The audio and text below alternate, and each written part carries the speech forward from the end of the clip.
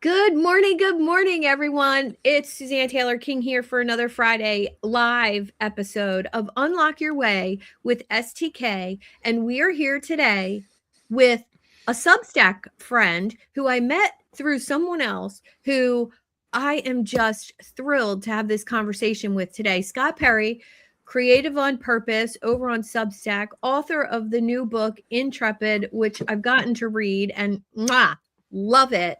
Let's get into it, my friend. Yeah, I really appreciate the opportunity. It's always great to spend time with you, period. But I really appreciate the chance to talk about the book and all the other stuff that you and I love to talk about. Yeah. Well, I'm really intrigued before we get into the book about your writing and what brought you to Substack. I love paths to things. And before I hit live, we talked a little bit about, the path in thinking that gets you somewhere. I'd love to hear what brought you to Substack and providing such immense value to your people there. That is a great question. So the origin story of me and Substack is that I learned about Substack in the very, very early days.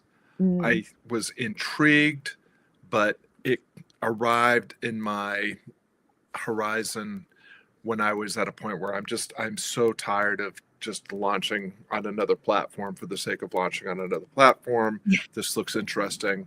I'm going to ignore it for now. And then I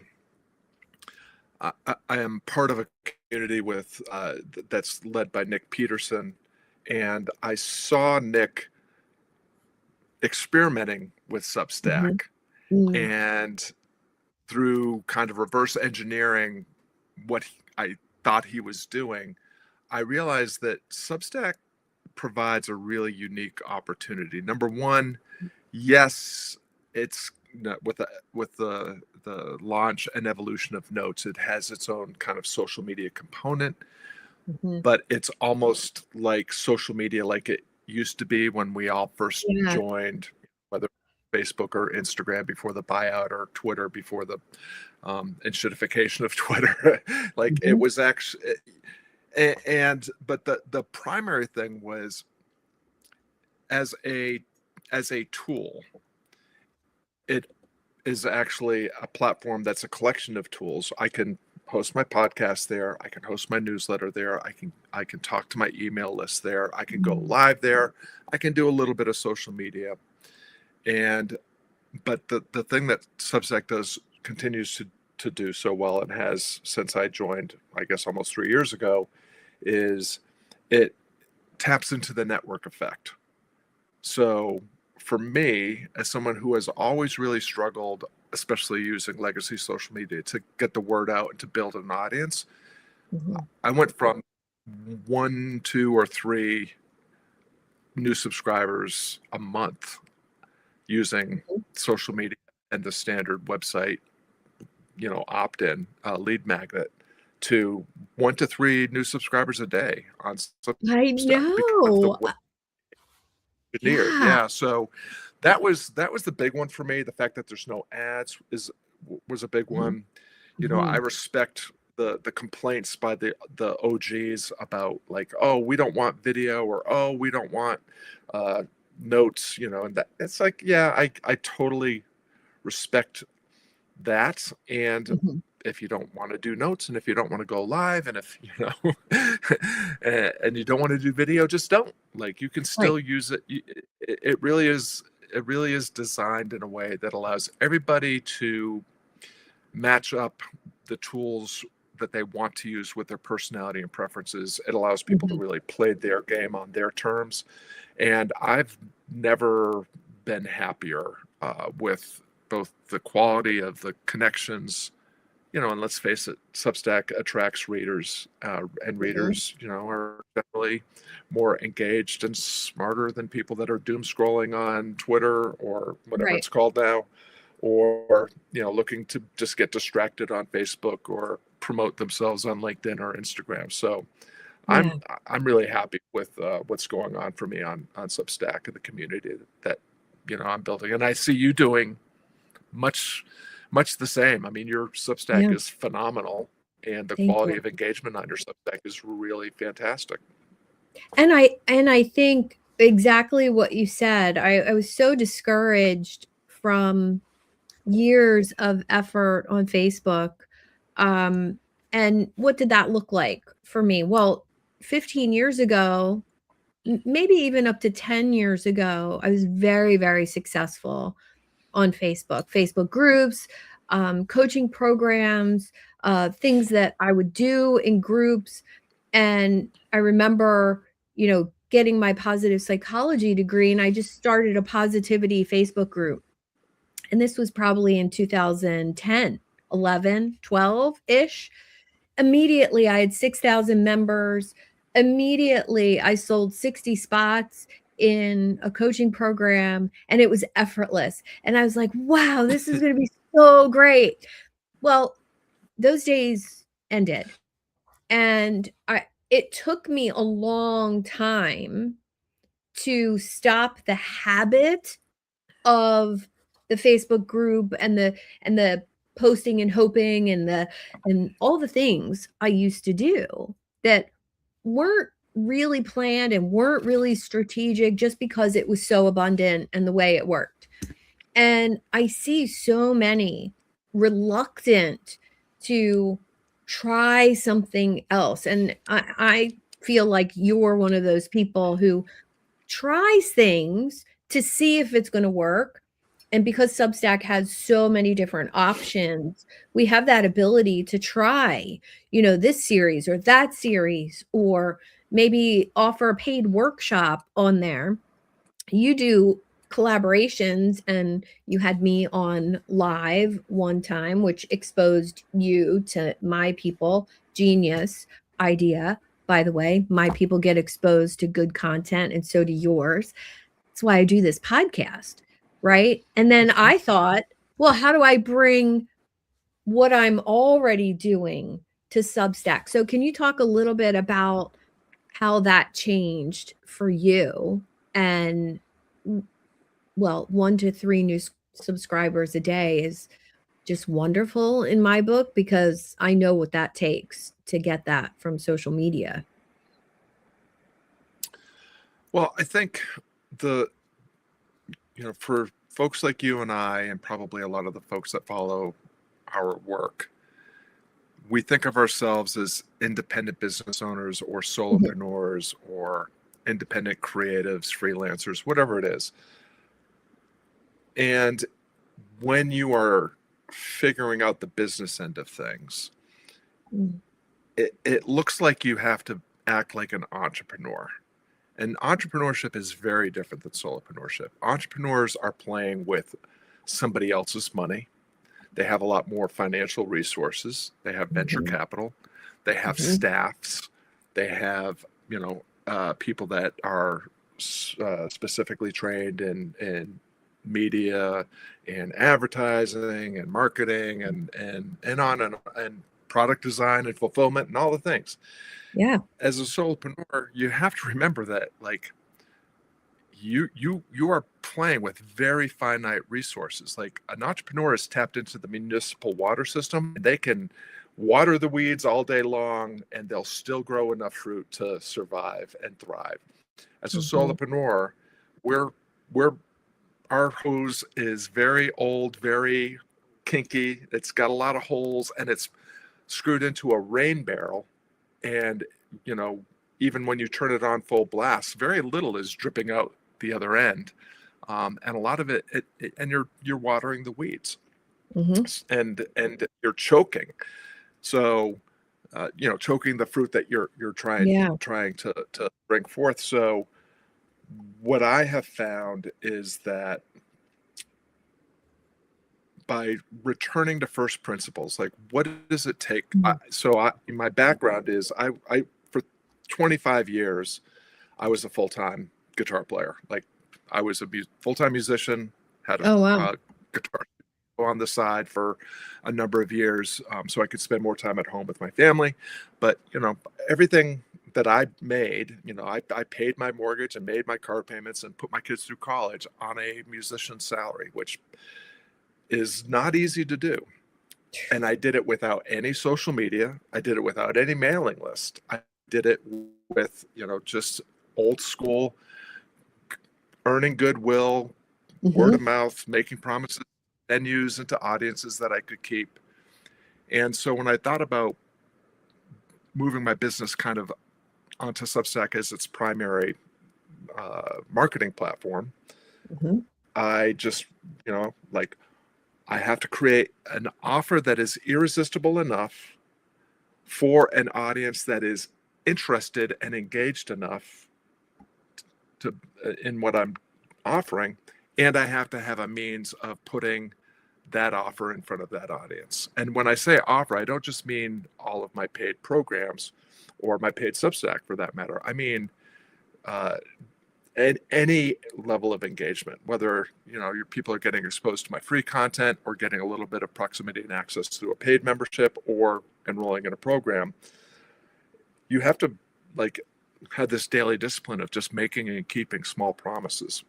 And so by focusing on all of those things, like before I had 1,000 subscribers and before I had even 10 paid subscribers, I was earning my annual income goal within 6 months, the first 6 months of the year.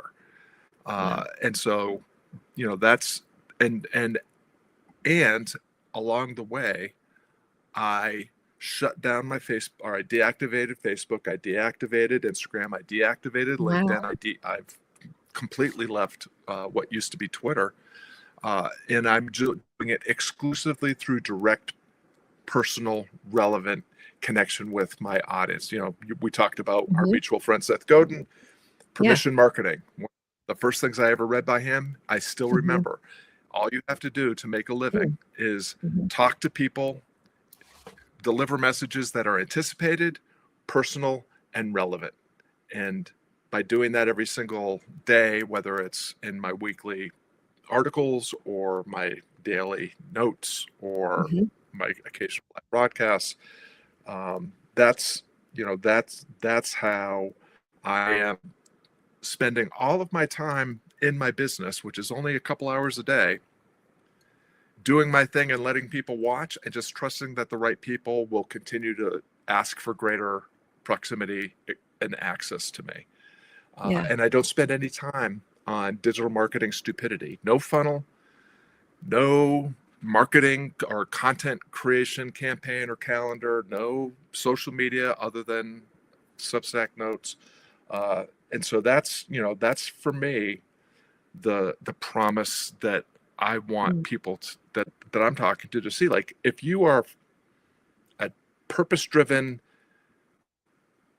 difference maker that wants to, all you're asking is that you can earn just enough today that you can do it again tomorrow. Yes. You don't have to, you are entitled to just do the work that you are meant to do. You are entitled to make the difference that you can make. You do not have to learn how to become a digital marketer in order to just, to be entitled to do the work that you want to do. Do your thing out loud in public. Let them watch. Your people will find you. Ignore all the digital marketing BS, all the roadmaps, the blueprints, the checklists, and everything else that's being peddled. You don't need to growth hack. Make and keep small promises to the people that are already listening to you. And through that demonstration, through keeping those promises, through the goodwill equity that you build day after day, over time, you will have more than enough people asking, how do I get that extra level of access to you? How do I pay you so that you can catalyze the process that we've already begun together? Yeah. Well, thank you for sharing that, because it's spot on how I feel and how I'm not quite brave enough yet to delete the Instagram and delete the Facebook. They sit there for what purpose, I'm not sure, but I love the bravery and the all-in commitment, and I want to acknowledge that, because coming from that world, where likes and follows meant money, it's hard to say, "Oh, I'm just gonna delete that. I don't need it anymore." But when I really look at what most people are doing, myself included, there is no income. Well, every once in a while, Facebook gives me 3 cents for, a good Right. post. So, I'm still waiting for that first check because they only send out $100 at a time. So it's going to be a while. I think the bravery required is so authentically you, because being an entrepreneur, truly making a living playing guitar or teaching business skills or helping people grow their business, right, is a work of love. And I think the bravery, number one, to go all in on what you know to be true. Love it. The idea that it's a self-contained ecosystem, even more powerful, right? Because that's how social media used to be. That's what Facebook used to be for me, or Instagram. And so I see you doing such an incredible job at the relationship piece. Where did that come from for you? I mean, has that always been your MO? Like, is that just who Scott is as a person? Yeah. Well, I appreciate everything that you said. I do want to speak to the bravery of quitting social media and all the things that we're told that we Yeah. have to do. Yeah. Um, I think of it. I mean, I love the old, there is this ancient saying. I can't remember who where the quote initially comes from, but that idea that fortune favors the bold. I'm a big fan of earned confidence, and sometimes it looks like bravery, Yeah. because you don't see all the things that lead up to the moment. Mm. But like when my decision to leave social media came, so I was on Substack for a year, and I realized, oh, I'm getting really great traction and experiencing real growth here that I've not experienced ever before. I was at the time still on social media and using the tools on Substack to promote on social media.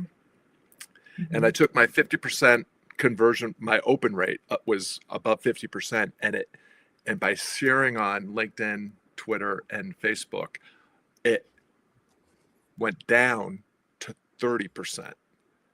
And so thinking, like, paying attention to the data, I was like, well, I'm Yeah. getting a fair amount of traffic from LinkedIn and Facebook. Why is my open rate on my emails going down? And it was, again, I realized, like, the people that are finding me through Substack are readers. The people that are finding me on Facebook are looking for distraction, and the people that are finding me on LinkedIn are looking for ways they can promote themselves. So it's no wonder that they'll sign up for Wow. the Substack and then just never open an email. Right. So then I started to think about, well, can I just get off? Like, what happens if I just stopped posting on social media, and my open rates began to climb. I was like, okay, well, that's validation. I had this assertion. I've proven it. Then in on October 1st of last year, I deactivated all my accounts for 3 months.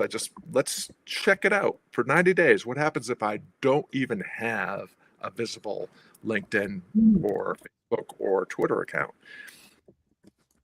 Number one, even though I was spending almost no time on those platforms, now that I wasn't spending any time, I got a little bit of time back, but my sense of peace of mind, prosperity was like through the roof. So I continued for the last, for the first 3 months of this year, I'm getting ready on April 1st to actually delete those accounts, even though nobody's seen me for 6 months. Yeah. Now I realize just plain don't need them in my, because I've had that same sneaking suspicion that you've had, right? Like, I don't using this right now, but I'll just keep it in my hip pocket just in case I really need it. Yep. But now I've realized, like, no, I don't need it. So it looks like bravery, but it's actually just small steps, testing, experimenting, validating, and then making a strategic decision to quit something that no longer serves me. And if that's bravery, great. But for me, it's just Well, been this kind it's really cool deliberate bravery. process. It's really cool how you explained that.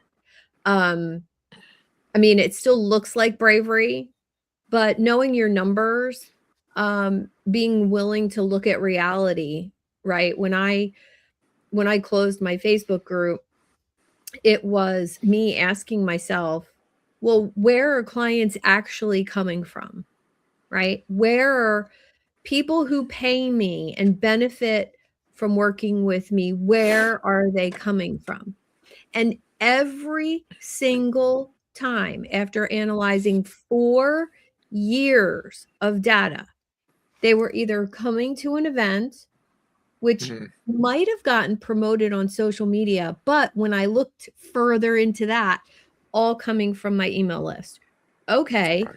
Then my one-on-one clients, 98% of them came from an introduction or a referral. And I just thought, okay, if I'm not willing to look at real data over 4 years and trust it, well, that's really what made me go all in on doing things a different way. Trusting the data. So, yeah, I agree with you. If it looks like bravery, it's probably just data. But let's talk a little bit about the notes system, because they can't be scheduled ahead of time, and I'm fascinated by how often you do it and the traction that you're getting because of it. Oh, well, that's that's a great question. So again, Notes is basically Substack's version of social media. It's social media without the ads, but it doesn't mean that there's still not an algorithm, because there is. There are a lot of growth hackers and digital marketers on Substack that are making a good living selling Notes masterminds, growth hacking groups, online courses, and so forth, all around how to hack the system. Everything that I do, I try to do, and I'll use my friend Lucas Fisher's language for this. He has this tool called the clarity hierarchy. The clarity hierarchy begins with philosophy. This is what I believe. Then it moves to principles. Here's what I know to be true. Strategy is the link between your core and your values, and then moving up to tactics and tools. Notes is a tool. We love tools. This is why digital marketers make so much money, because all they have to do is put a new tool out there, because we love new things. We love shiny new things. We love collecting more. We are programmed to just grab more. Like, I must be missing something. I just need this tool. So, but if we go back to what I was saying earlier about the only 3 things you need are an irresistible offer, an audience that's eager and interested, and a means to connect those 2 things. System reliability says if I just do a good enough job with those 3 things, I will automatically be raising the floor and improving that system and getting closer to what I want, and getting there with greater ease and velocity. The more things you add to any system, meaning the more tools that you add to your attraction system, the more steps that are involved in your funnel, the more offers that you create, you are driving down the overall efficiency of your system. And so when I think, when I was looking at notes, I was like, okay, well, and some of the people that are offering these, growth hacking tricks and hacks are friends of mine. And I get it, but like the last thing I want to be is a hack. Right. So why would I try to, the last thing I want to do is trick people. So why would I chase tricks and hacks? I could probably, I'm not the brightest bulb on the Christmas tree, but I'm not an idiot either. Like I could probably figure out how to create notes that go viral. But, think about the things that have gone viral on social media. Like how many people are still, looking for the next, what is it, Gangnam Style video? Like, he had one big, humongous hit. Yeah. I hope he cleaned up on that, because I haven't seen anything from him since. So instead of trying to growth hack, go viral, create scroll stopping headlines and all that, I use notes as my notepad. I have 200, probably 2,000 random thoughts a day. And if I remember a random insight that hit me while I was on my military run, when I get back home in front of my computer, I throw it up on notes. And if I get a couple of people to like it and comment on it, I'll think, there's maybe a there that's worth even further exploration. And so my notes are it's my notepad. I'm just spitting out, like, here's all the random shit that's in Scott's brain. Are you interested? And 90% of it, people are like, no, thank you. But 20% of it, people are like, that is an interesting way of looking at this. And when I get enough of that, I'll create the article. I'll have a conversation on a Monday or a Friday with my paid subscriber community. And, these things become content for the book, content for a series, content for a white paper, or whatever it is. So that's the way I think about notes. It's just like, Twitter used to be a good tool for that at one point, until it got bought and shitified. So like, I'm big on, I'm not against tools. I want to use tools that help me get closer to what I actually want, which is if I want to test an idea, notes allows me to test an idea in a very low impact way on my time, attention, money, and effort. And it gives me enough insight to take the good ones and do something, build them out into something more helpful to the people that I'm totally doing that, because I have a notebook, old fashioned paper, pen notebook, and I write those random ideas down in that, whether it's ideas for conversations, it's ideas for writing, or maybe just something I think. And I think it's really helped me with my BS detector in the online space. And greatest compliment ever when somebody says, you taught me how to sniff out BS. Oh, I did? Oh, tell me how I did that. And immediately I wrote that down, that's a new idea for an article, right? It's an idea for a post or a video, or I get so inspired when there's something contrarian, or there's something that most people aren't willing to talk about or say something about. Like, I love that.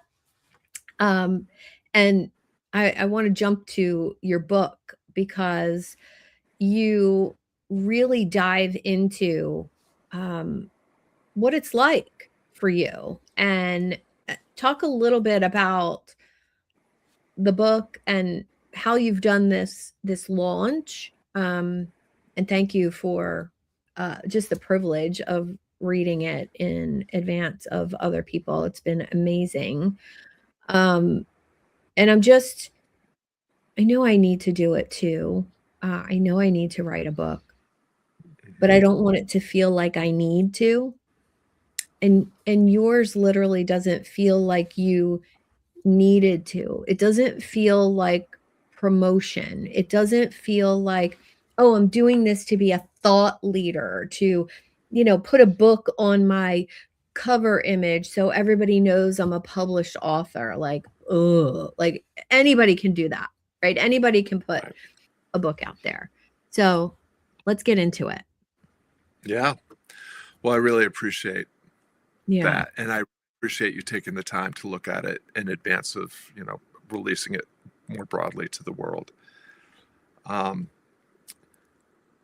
I have written several books, and when I call them books, I'm being kind of generous. They are normally, in the neighborhood of 100 pages. I call them handbooks. Hmm. And I write them very fast, like usually within 30 to 90 days. And people say, how can you write a book in 30 to 90 days? And I always say, I didn't write a book in 30 to 90 days. I've been writing a book for 62 years. I typed it in 30 to 90 days. And so with Good. Intrepid, subtitle is Dare to Make a Difference. What I'm doing is I'm asking one fundamental question 27 different ways, which is, do you care enough to commit? I believe in hearing and heeding the call of vocation. I believe Mm-hmm. every human being is here to make the difference only they can make, in the way only they can make it, with and for the people that they care most about. Mm-hmm. And although we have a lot of things that make us, fun, there's a lot about being a human that fundamentally makes us aspirational creatures, social creatures, pro-social creatures. You know a lot of this from your study of positive psychology. Mm-hmm. We seek meaning, we seek fulfillment, we seek flourishing. Yeah. Uh, Institutionalized education and occupation and society in general just kind of beat that out of us at an early age. Mm-hmm. So, for folks that feel like they were born to be and do more and better than what they've been doing so far, these 27 questions will help you understand and embrace your unique abilities, help you find your people, help you show up and do your thing, Mm. and commit to the journey of becoming the person that you want to become. Mm. So When well. I, I decided, so I've launched several books on Amazon. I've sometimes used Google ads or Facebook ads. They've Mhm. all been, Amazon bestsellers. Uh, I'm increasingly frustrated with Amazon. Uh, you know, I mean, if you haven't, if folks haven't read Cory Doctorow's book Enshittification, I highly recommend it, because we are experiencing it in spades right now when it comes to Mhm. Amazon and Facebook and Mhm. Google and all the rest. I decided I have this idea for a book. I Mhm. really know what I want to say. I know who it's for. I know the promise I want to make the people that follow me. I wonder if I could do this without any Amazon nonsense. I wonder if I could do this with any social media nonsense. Mhm. So I basically, we, part of my backstory is my wife and I are full-time daycare for our grandsons. They are 8 months and 4 years old. In order to be a full-time grandparent who takes care of their grandsons 9 hours a day, 5 days a week, Mhm. Mm. I have to run a super lean business. I work less than 2 hours a day.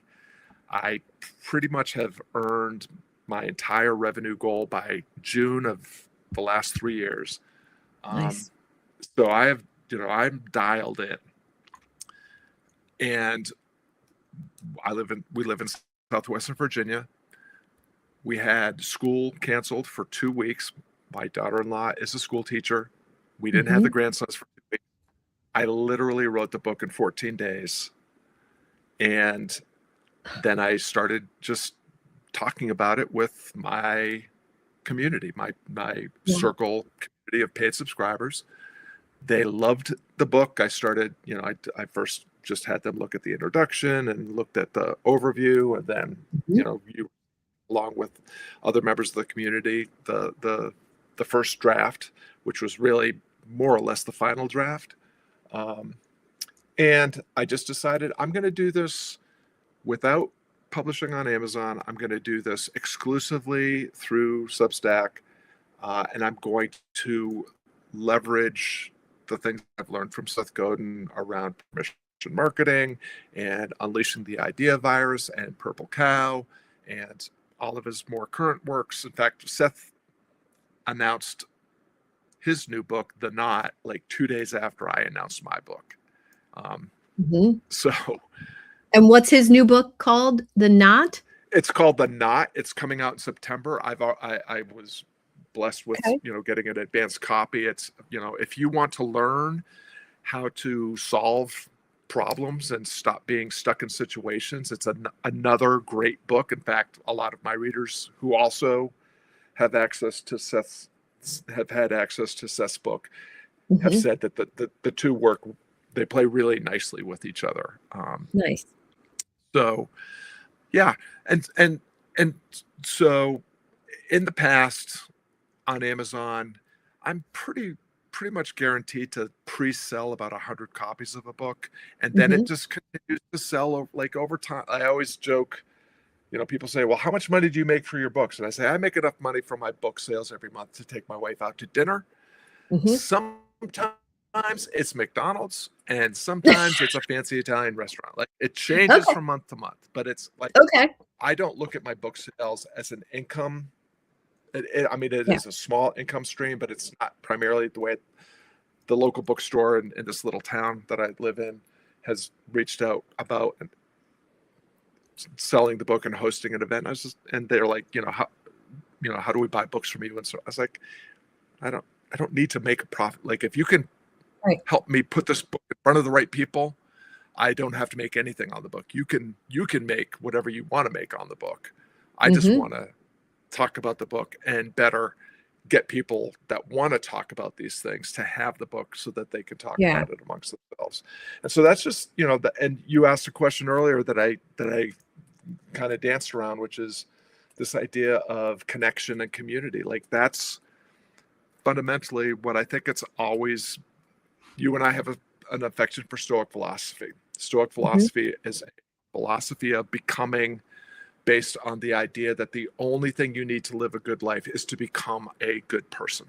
And Yeah. and that we are all inherently comprised of two characteristics: a capacity for reason and a social nature. I would add to that a creative impulse. But in Stoicism, the two primary distinguishing features of humanity are capacity to reason and a social nature. Unfortunately, sometimes we use our capacity for reason to rationalize and justify our bad antisocial behavior, which is Mhm. unfortunate.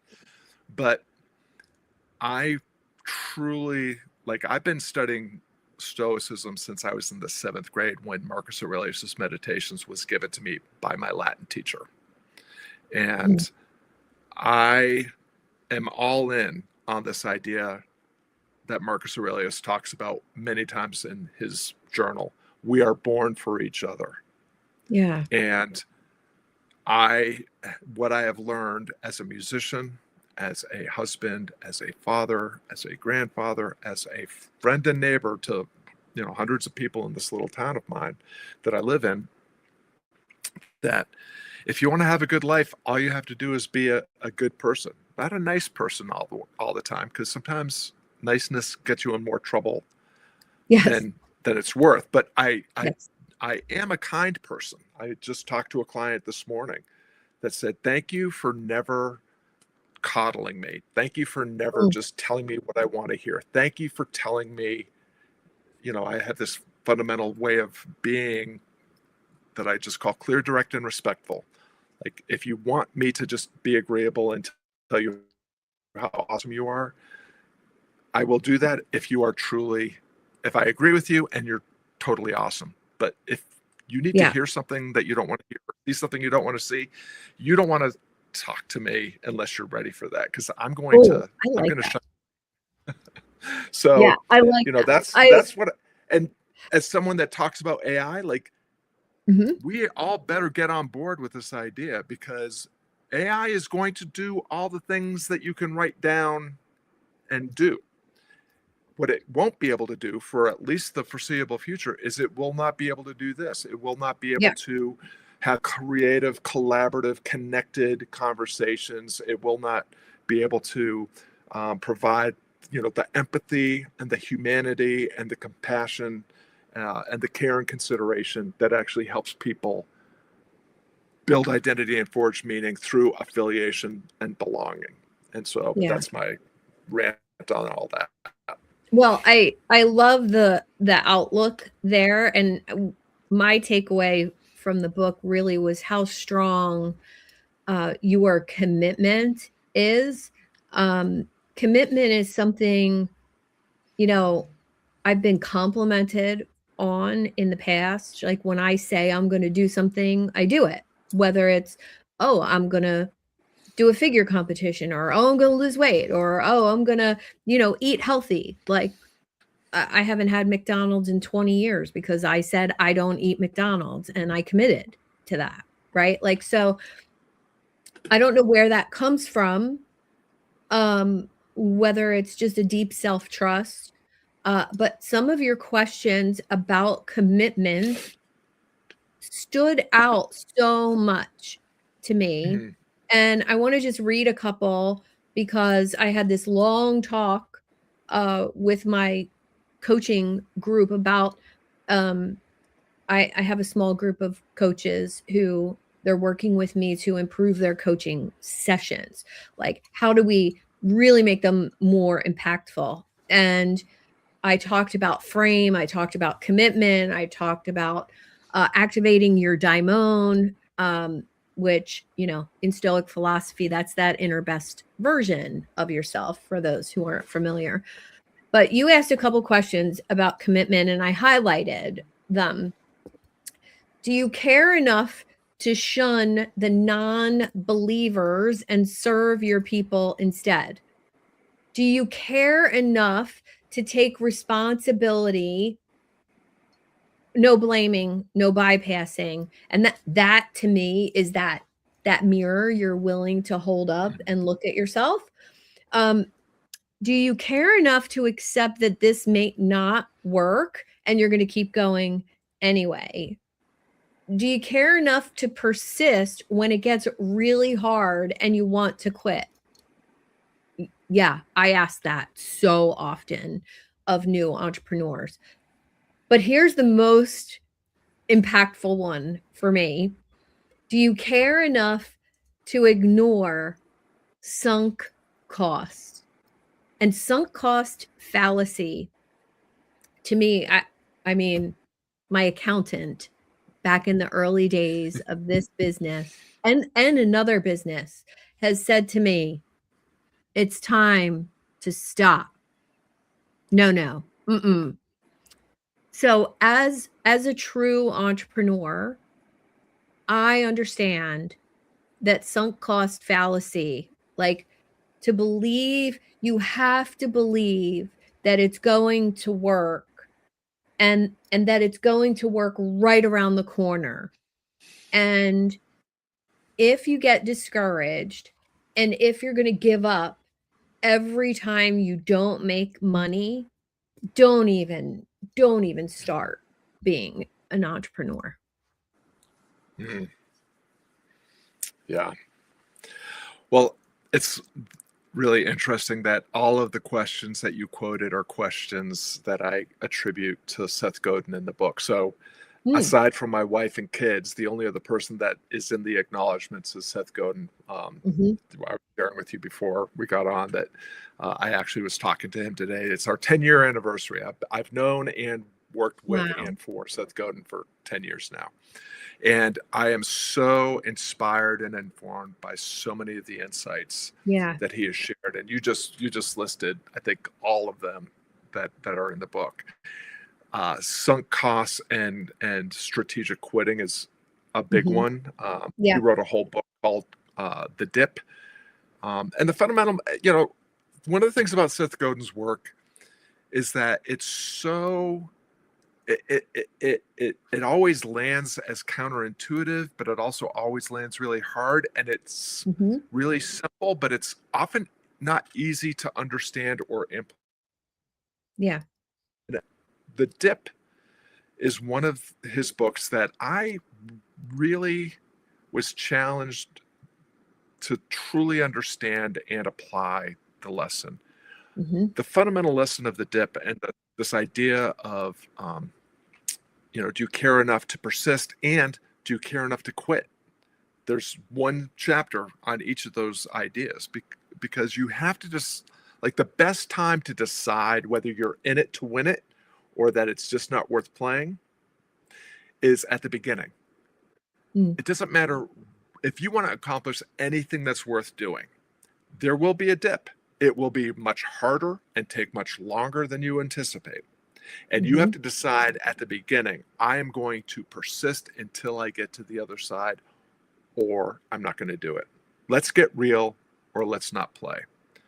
And once I kind of really learned that lesson from the Dip and started to Mhm. apply it to this can apply to your life's journey.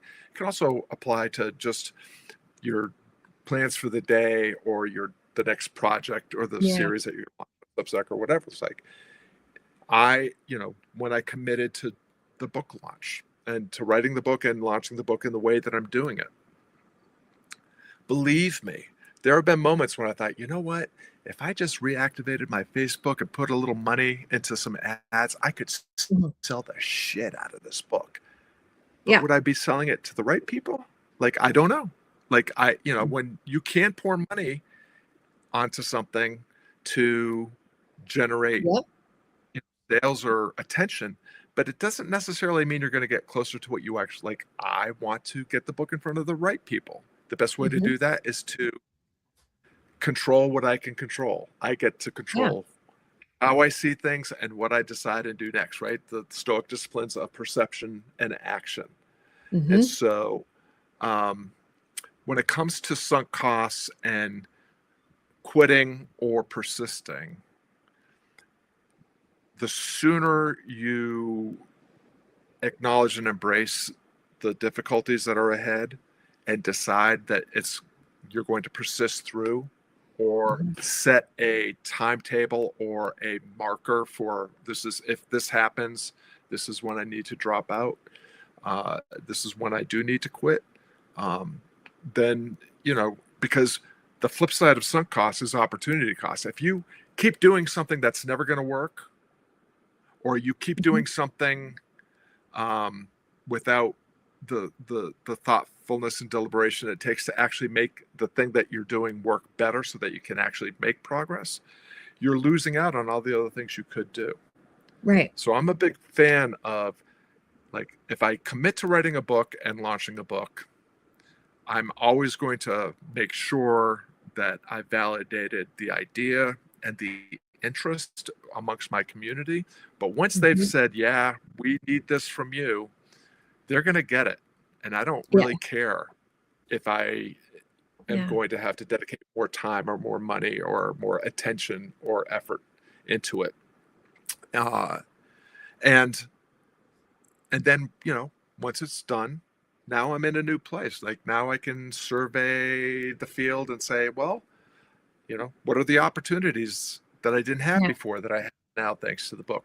What are the things that I no longer like, that I've, through learning through this experience, I don't want to ever do again, or want to stop doing right now? It's like, the quitting gets a bad rap. Like, we Mhm. think that that old, quitters never prosper, and so forth. It's like, that's BS. I remember when I was a guitar teacher, occasionally a parent, I'd have a young student who wasn't really putting in the effort, didn't really seem to have the interest. Mhm. Tell the parent, listen, what you're paying me for the half hour is really expensive babysitting. This is like, we're not really making any progress here. I don't think this is their thing, or it's not their thing for now. And Mhm. sometimes parents would say, well, I don't want them to learn. I don't want them to quit. I don't want them to learn to become a quitter. And I'd be like, oh, so if your daughter ends Mhm. up in an abusive relationship, she should stick with it, because you don't want her to quit. And he's like, well, no, of course not. I'd want her. It's like, well, Yeah. there are good reasons to quit something so that you can do something better. And it doesn't, like most things that you quit, doesn't mean that you quit them forever. Like Yeah. I had numbers of students that would say didn't have the maturity or the interest or the responsibility to do it at age 9, but they came Mhm. back at age 12. So like, I think sunk costs, quitting, shunning the non-believers, all the things that you shared, these are things that it's good to consider before Mhm. you get, because then you For can sure. make strategic decisions about when do you persist and when do you quit, because Yes. that is how you will actually close the gap between where you are and where you want to be. Love it. Perfect place to wrap up and share. Is it okay to share your Substack? Of course. Um, Of course. awesome. And I'll share that everywhere so people can get a copy of your book. And thank you for your insights, and thank you for the connection. And I think there's going to be some deleting of some social media for me. So I'll keep you.